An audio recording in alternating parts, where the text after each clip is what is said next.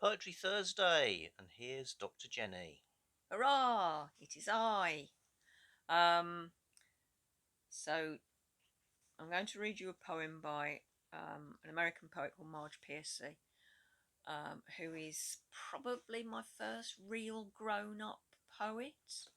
I bought the first book of poetry I bought for myself that wasn't school book was the iconic Mersey Sound poem, Penguin Poets, Modern Poets #10.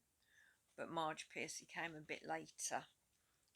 First, to me as a novelist, I can see you in shot when you do that. Okay, thank you. Is it the same Marge Piercy who wrote some science fiction books? It is the same Marge Piercy who wrote several novels, one of which was a very famous science fiction book called Woman on the Edge of Time. But I'm not reading her novels, I am reading her poetry today.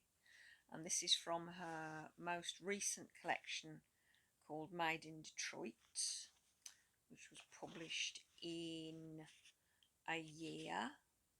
One of those things that we have. I can't tell you which year. So I'm just going to read this. It's called January Orders.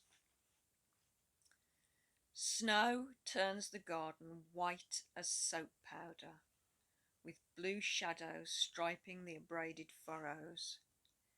Even the pebbles in the drive glint with ice, but inside, bent over an old coffee table dragged from the shed, we peruse out loud seed catalogues, debate inflated verbiage on tomatoes, peppers, lettuce. What glorious photos of polished perfect eggplants, of even orthodontist rows of corn kernels like models' teeth. Everything is super early, tasty, and resistant to all plagues known to the studious gardener. Surely we'll be buried in squash. No cuke beetle will nibble on us.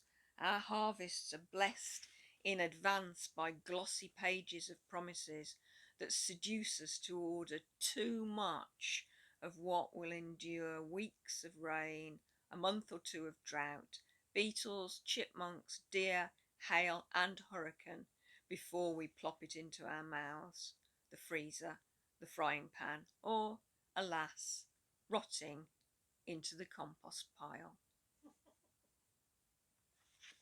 That's brilliant. Thank you. She's good, isn't she?